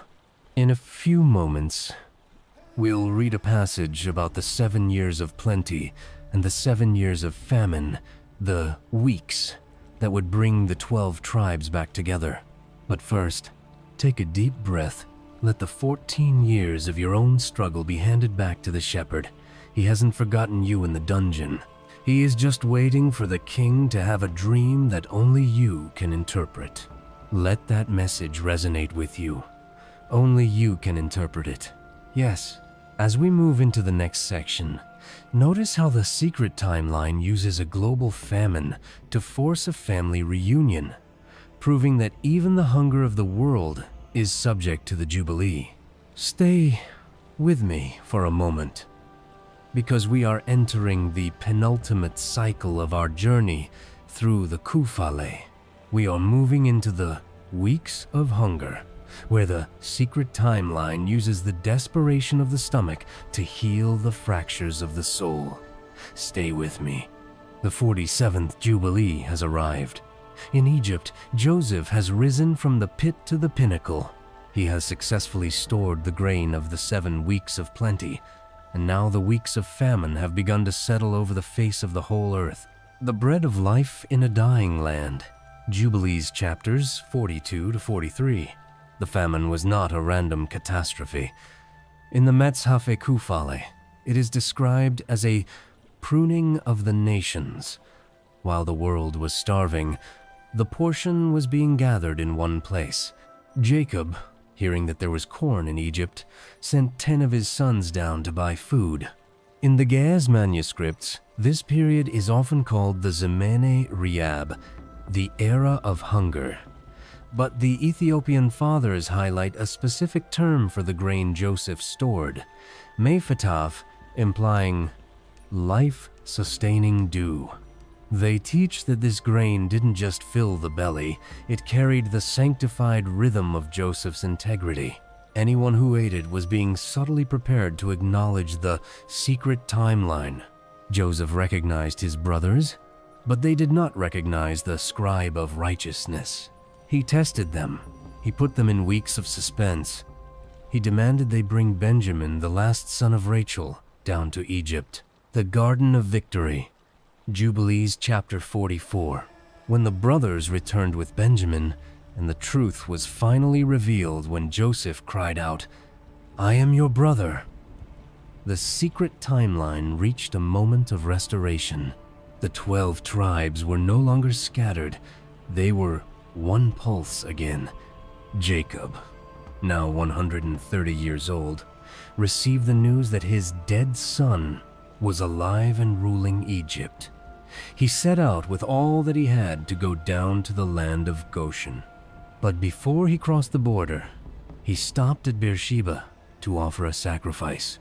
This next moment deserves attention. The Lord spoke to Jacob in a vision of the night. He said, "I am the God of your father. Fear not to go down into Egypt, for I will there make of you a great nation." In the Ethiopian tradition, this border crossing is known as the entrance into the Janit Menshat, the Garden of Victory.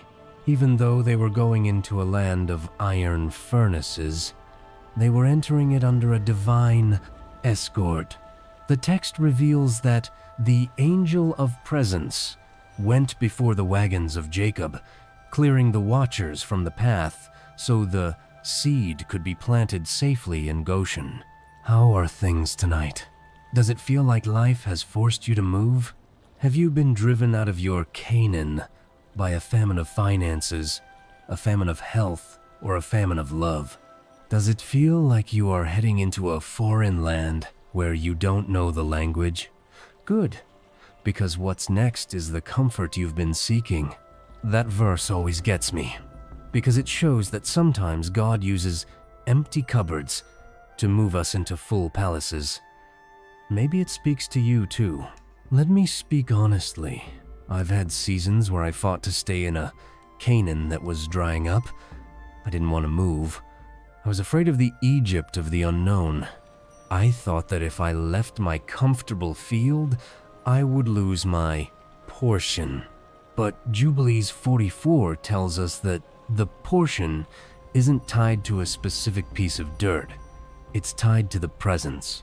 If the angel of presence is in the wagon with you, then Goshen is just as holy as Bethel. God didn't send Jacob to Egypt to punish him.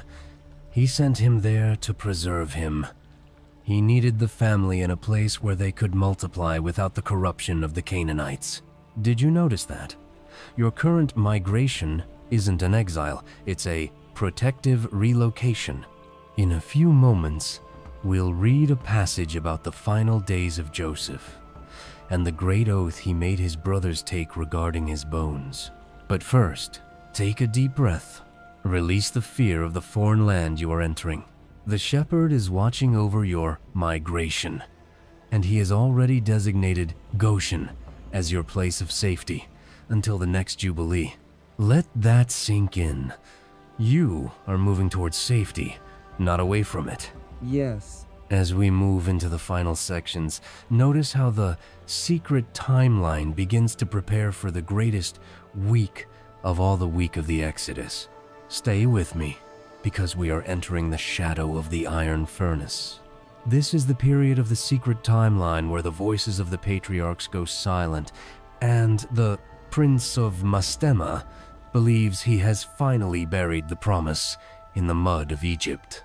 Stay with me. The 47th Jubilee has closed, and the 48th has begun. Jacob has been gathered to his fathers in the cave of Machpelah, and now the master of dreams himself, Joseph, reaches the end of his recorded weeks, the passing of the scribe. Jubilees, chapter 46. In the 4th year of the 6th week of this Jubilee, Joseph died at the age of 110 years. Before he drew his last breath, he did not speak of his power or his wealth. He spoke of the bones. He made the children of Israel swear an oath. God will surely visit you, and you shall carry up my bones from here. In the Ge'ez manuscripts, this oath is called the Kidan Atzent, the Covenant of the Bones. The Ethiopian Church teaches that Joseph's bones were a physical anchor of the timeline. As long as his remains were among them, the people were reminded that Egypt was not their portion. They were just waiting in the dark for the next Jubilee cycle to begin. But after Joseph died, a new king arose over Egypt who did not know Joseph. The false rhythm of the world returned with a vengeance. The Egyptians began to fear the multiplication of the seed and set taskmasters over them to afflict them with burdens. They built the store cities of Pithom and Ramses with the sweat and blood of the secret timeline. The birth of the lawgiver. Jubilees chapter 47. How are you doing tonight? Does it feel like a new king has risen in your life, a new struggle, a new boss, or a new fear that doesn't respect your history or your past victories? Does it feel like you are being forced to build store cities for a world that hates you? Good, because what's next is the evidence that God works best in the midst of the affliction. In the 7th week of this Jubilee, the decree went out. Every male child born to the Hebrews was to be cast into the river. The Prince of Mastema sought to cut the timeline at its root, but the angel of presence was already moving. The Metzhav Kufale gives us a detail about Moses' birth that the standard text glosses over. In Ge'ez, his mother Jochebed is described as having Metzet, a divine prophetic insight. She didn't just hide him because she loved him. She hid him because she saw the sign of the scepter upon him. She placed him in an ark of bulrushes, a miniature version of Noah's Ark, and set him in the reeds of the Nile. Notice this next part. It's no accident. The daughter of Pharaoh came down to wash. She saw the child. She had compassion. Moses, the one who would break the iron furnace, was raised in the very palace that sought to destroy him. He was fed with the finest of Egypt while learning the secret timeline from his own mother, who was hired to be his nurse. I'll be honest with you. I've had many seasons where I felt like I was in the silent years between Joseph and Moses. I felt like the giants of faith were all dead, and I was just a slave to my circumstances. I looked at the weeks of affliction and thought the secret timeline had been deleted by the king of this world. But Jubilees 47 tells us that even when the decree of death is active, the deliverer is being weaned. While you're working in the mud of your current trial, God is raising up a solution in the very place you least expect it. Your exodus isn't a theory. It's a child already growing in the palace. Did you catch that? The enemy is actually paying for the education of your deliverance. In a few moments, we'll read a passage about the angel of presence meeting Moses in the burning bush, and the final weeks that would lead to the great Passover. But first, take a deep breath. Release the weight of the taskmaster tonight. The shepherd is watching over your ark in the reeds, and he is ensuring that the one who will lead you out is being prepared in the secret places. Let that sink in. Your deliverance is already in the palace. Yes. As we move into the final chapters, notice how the secret timeline accelerates toward the night of the Passover, proving that when the 430 years are up, not even the power of Pharaoh can hold back the Jubilee. Stay with me, because we are reaching the summit of the secret timeline. We are entering the final weeks, where the invisible hand of the Almighty pulls back the veil and shows Pharaoh and us who truly governs the hours of our lives. Stay with me. The 430 years recorded on the heavenly tablets were coming to an end. The 49th Jubilee was in its third week. The Prince of Mastema had grown bold, thinking he had enslaved the seed forever. But he forgot that the secret timeline does not depend on the permission of men. The Duel of the Portents. Jubilees, chapter 48. The Lord sent Moses back to Egypt. But Jubilees reveals a hidden truth about the plagues. It wasn't just Moses versus Pharaoh. It was a celestial war. The text says that the Prince of Mastema stood by Pharaoh to harden his heart and to assist the Egyptian sorcerers. In the Ge'ez manuscripts, this spiritual conflict is called the Mastema, the defiance of the accuser. The Ethiopian church teaches that for every plague Moses brought forth, Mastema tried to create a false rhythm to mimic it. But when the dust turned to lice and the darkness became so thick it could be felt, Mastema's power was nullified. Oplo. He could no longer match the frequency of the secret timeline. The secret timeline was moving toward a specific night, the 14th day of the first month. The night of the Passover, the night of the Great Division. Jubilees chapter 49. In this chapter, the hidden wisdom explains that the Passover is not just a holiday, it is a division of destiny. The Lord commanded the children of Israel to take the blood of a lamb and strike it upon the doorposts. Notice this next part. It's no accident. While the angel of death passed through Egypt to strike the firstborn of the false rhythm, the angel of presence stood guard over the houses of the Hebrews. The text says, "And no plague shall come upon them in that year to destroy them." In the Ge'ez manuscripts, the word for Passover is Fasika, but it is also linked to the word Hezb, meaning the gathering of the people. The Ethiopian fathers teach that on that night, the secret timeline accelerated. The 430 years ended at the very moment the sun set. Not a second was lost. Not a second was added. The Law of the Sabbath. Jubilees, chapter 50. As the children of Israel walked out of Egypt, they didn't just walk into a desert, they walked into a new time. The Kufale concludes with the most important instruction for anyone seeking rest, the Sabbath. The Lord told Moses that the Sabbath is the sign of the Jubilee. It is the one day a week where we are commanded to step out of the false time of labor, worry, and the Prince of Mastema, and step into the rest of the garden. How are you doing tonight? Does your life feel like an iron furnace of endless work? Do you feel like you are being pursued by the chariots of your past? Good, because what's next is the final secret to your freedom. Notice this next part. It's no accident. The Sabbath is described as a holy day of light.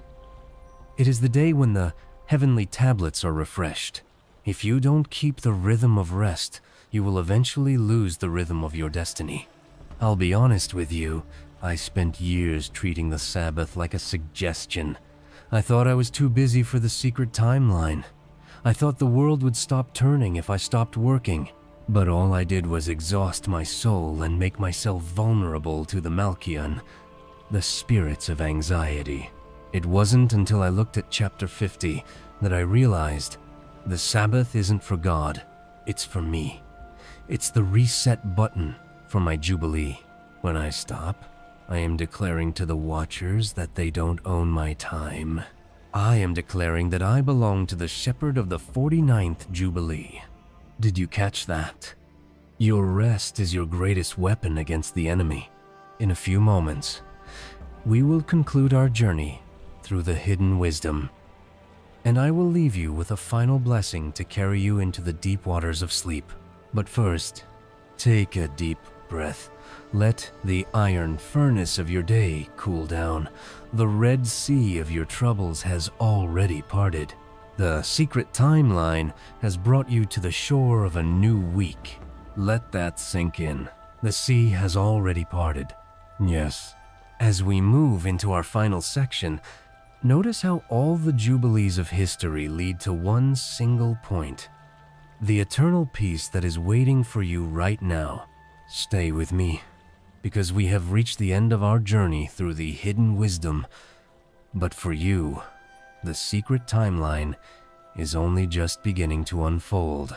We have walked through the mists of Ethiopia, from the first day of the 22 works to the breaking of the Egyptian chains.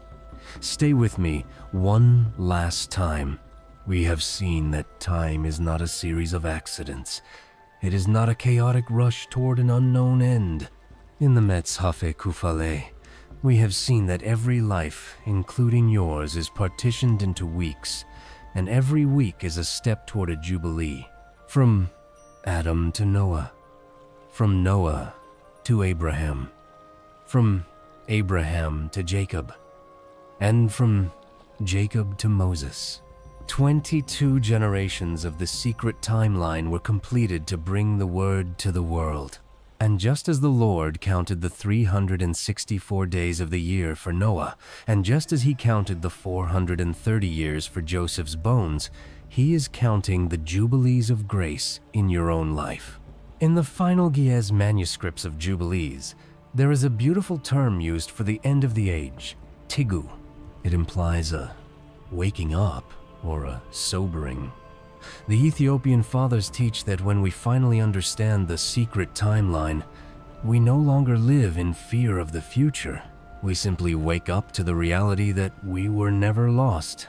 We were just traveling through a specific week of our training. I want to speak to you directly now.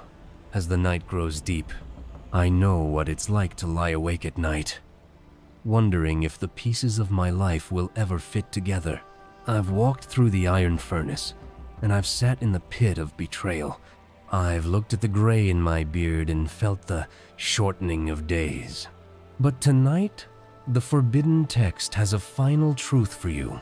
The Prince of Mastema wants you to believe that you have missed your timing. He wants you to believe that the Watchers have stolen your peace forever. But the secret timeline says otherwise. It says that the Angel of Presence is currently standing over your bed. It says that your portion is still legally yours, recorded on the heavenly tablets where no man can erase it. Did you catch that? You are not behind schedule. You are exactly where the 49th Jubilee requires you to be. Take a deep breath. Don't hold on to the weeks of the past. Don't reach for the Jubilees of the future.